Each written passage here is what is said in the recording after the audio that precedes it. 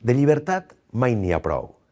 Aquesta és una frase de Vicent Ventura, referent de la lluita democràtica, fundador del Partit Socialista del País Valencià en la dictadura i símbol de les nostres arrels, socialdemòcrates, valencianistes i federalistes.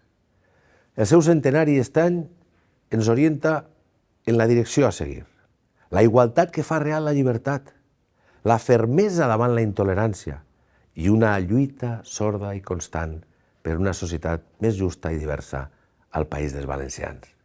Companyes i companys, enfilem un any de renovació, un temps per reforçar l'alternativa al govern valencià més reaccionari de la història, un temps d'unitat per rellançar un projecte sòlid, potent, il·lusionant, una proposta oberta i ampla per guanyar, i l'itinerari és clar, cohesió en la diversitat, impuls des de les idees i responsabilitat.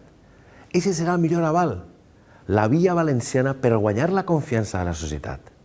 Ara fa 40 anys, en un dia d'hivern, vaig donar un pas que em canviaria la vida, afiliar-me al Partit Socialista. Avui me'n recorde del meu iaio. Poc abans de morir em deia, xiquet, tu sempre d'esquerres.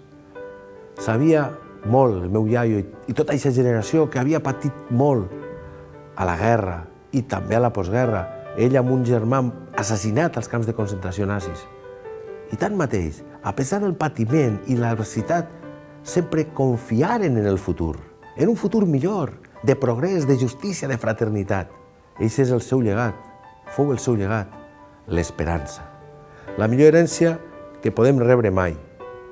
Avui vos dono les gràcies a cada militant, a cada dona, a cada home, a cada valencià que ha mirat endavant en el nostre projecte de progrés.